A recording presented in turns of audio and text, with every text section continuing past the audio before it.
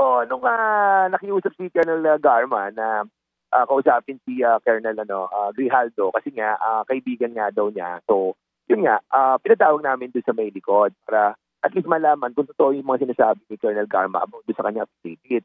So, sinabi naman niya na wala siyang alam doon sa reward system. As a matter of fact, Manong Ted, DJ Shen, inibitahan namin si Grijaldo precisely doon sa General Barayuga case. Yung pagpatay kay General Barayuga dahil siya ang chief of police ng Mandaluyong. So, unfortunately, nagulat kami nang umapilit siya doon sa Senado at sinasabi nila na meron silang bombshell about doon sa amin. At ito pala yung bombshell nila. I think we're not giving so much importance doon sa ni Grijaldo. But unfortunately, meron siyang mga sinabi na coercion, harassment. Well, kung meron kaming ginawang coercion sa kanya, sa harassment, bakit hindi siya agad nagsalita? After nung sinabi namin yun, dahil naka-open na hearing kami. And nakakalungkot yun dahil nga I think nagagamit itong si Colonel Grijaldo. Why? Kasi unang-una, yun ang nga sinasabi ko na na-meet na namin to before pa lang ng Quadcom na kung saan hindi namin alam kasama siya ni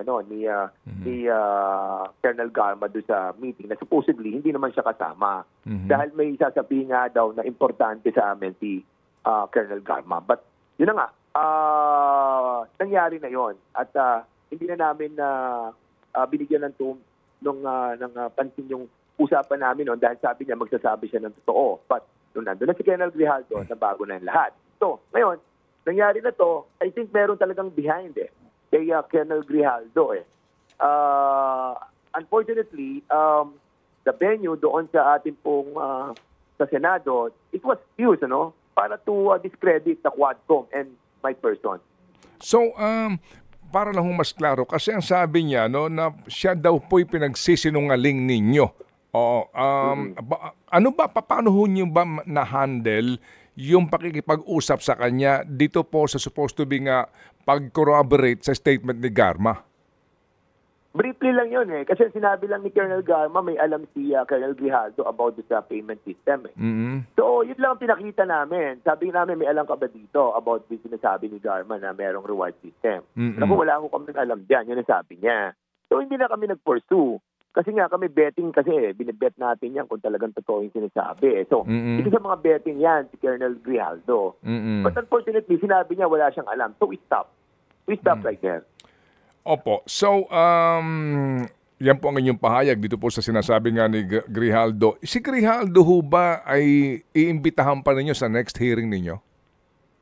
Yes, oo. Iimbitahan namin siya. Kasi nga hindi pa nga tapos yung issue nung kay Barayuga At doon siya involved dahil chief of police siya noon.